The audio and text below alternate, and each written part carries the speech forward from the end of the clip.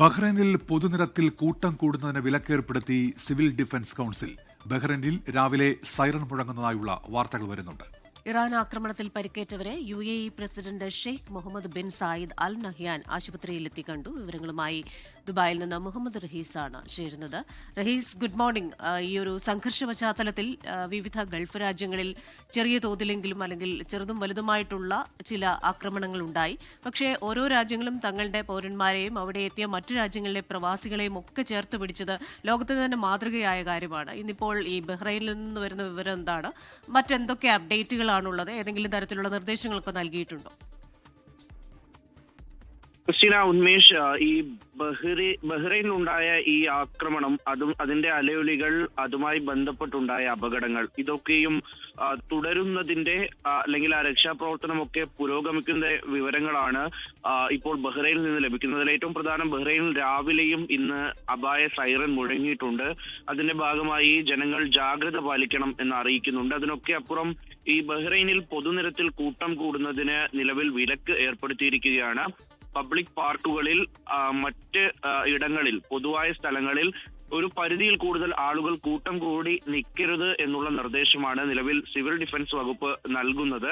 അത് വളരെ പ്രധാനപ്പെട്ട നിർദ്ദേശം കൂടിയാണ്. കാരണം ഈ ഇന്നലെ രാവിലെ ഉണ്ടായ ഈ റെസിഡൻഷ്യൽ മേഖലയിൽ ഈ ജനവാസ കേന്ദ്രങ്ങളിലെ ഈ 2 ഫ്ളാറ്റുകളിലടക്കം ഉണ്ടായ അപകടത്തിന്റെ ദൃശ്യങ്ങൾ ഇന്നലെ ആ അപകടമൊക്കെയും അതിന്റെ തോത് കുറച്ച ശേഷം, തീയൊക്കെ അണച്ചതിന് ശേഷമുള്ള ദൃശ്യങ്ങൾ ഔദ്യോഗികമായി തന്നെ പുറത്തു വന്നിട്ടുണ്ട്. ആ ദൃശ്യങ്ങളിൽ തന്നെ അതിന്റെ ഒരു തീവ്രത മനസ്സിലാക്കാൻ കഴിയുന്നുണ്ട്.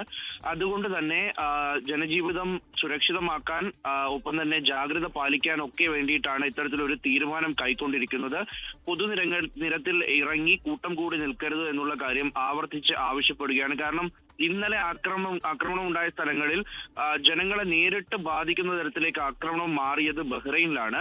ബഹ്റൈനിൽ ഇന്നലെ രാവിലെ ചെറിയ തോതിലുള്ള ആക്രമണം ഉണ്ടായിരുന്നു. അതിനുശേഷം ഇന്നലെ വൈകിട്ടും ബഹ്റൈനിൽ ആക്രമണം ഉണ്ടായി. അത് തുടർച്ചയായിട്ടുള്ള ആക്രമണം ഉണ്ടായി. അത് മലയാളികളടക്കം താമസിക്കുന്ന സ്ഥലങ്ങൾ, ആ പ്രദേശങ്ങളിലൊക്കെയും ആക്രമണം ഉണ്ടായതായും അതൊക്കെയും ചെറുത്തതായും ഈ സിവിൽ ഡിഫൻസ് വകുപ്പ് തന്നെ അറിയിക്കുന്നുണ്ട്. അതിനുശേഷം പുറത്തിറക്കിയ ജാഗ്രതാ നിർദ്ദേശത്തിലാണ് ഇത്തരത്തിൽ കൂട്ടം കൂടി നിൽക്കുന്നത് നിരോധിച്ചതായി ഒരു പ്രഖ്യാപനം വന്നിരിക്കുന്നത്. അപ്പോൾ ആ ഒരു ജാഗ്രതാ നിർദ്ദേശം വളരെ തീവ്രമായി അല്ലെങ്കിൽ വളരെ ഉത്തരവാദിത്വത്തോടു കൂടി പാലിക്കേണ്ട ഒന്നാണ്. അതാണ് രാവിലെ ബഹ്റൈനിൽ നിന്ന് വരുന്ന വിവരം.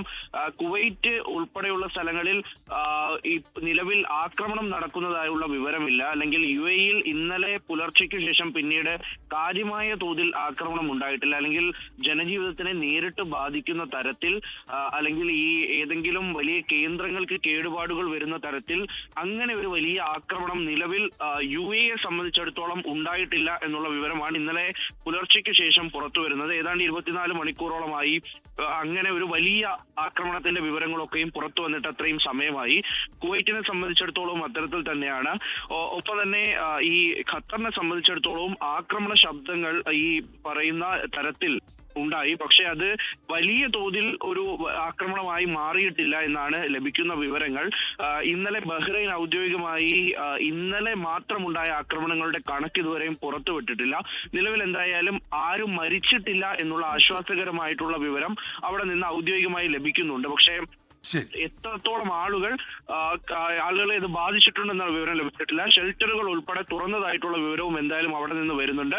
ഒപ്പം ഈ UAE പ്രസിഡന്റ് എന്തായാലും ഇന്നലെ രാത്രി തന്നെ ആശുപത്രിയിലെത്തി രോഗികളെ സന്ദർശിക്കുന്ന വളരെ സന്തോഷകരമായിട്ടുള്ള, അല്ലെങ്കിൽ ഒരു ആശ്വാസം പകരുന്ന, പ്രതീക്ഷ നൽകുന്ന, കുറെ കൂടിയൊക്കെയും ഒരു പോസിറ്റീവ് എനർജി പകരുന്ന ദൃശ്യങ്ങൾ കൂടി ഇന്ന് പുറത്തു വന്നിട്ടുണ്ട്. എന്തായാലും ഇന്നലെ രാത്രിയാണ് ഈ ഒരു സന്ദർശനമൊക്കെയും ഉണ്ടായത്.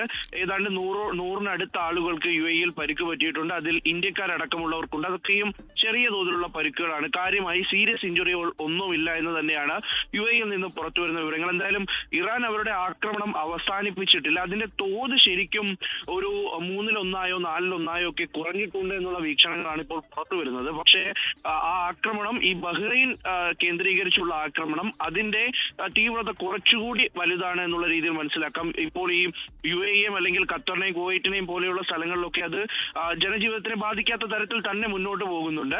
ബഹ്റൈനിലാണ് ഇപ്പോൾ ഒരു നിയന്ത്രണം കൊണ്ടുവന്നത്. അത് വലിയൊരു അപകട സൂചനയല്ല, മറിച്ച് കുറെ കൂടിയൊക്കെ സുരക്ഷിതരായിരിക്കാനുള്ള സൂചനയാണ്. ഉന്മേഷ്, ലോകത്തെവിടെയായാലും ഏത് സമയത്തും 24 വാർത്തകളും ഓഗ്മെന്റഡ് റിയാലിറ്റി പാക്കേജുകളും എക്സ്പ്ലെയിനറുകളും വിശദമായി കാണാൻ ഞങ്ങളുടെ യൂട്യൂബ് ചാനൽ നിങ്ങൾക്ക് സബ്സ്ക്രൈബ് ചെയ്യാം.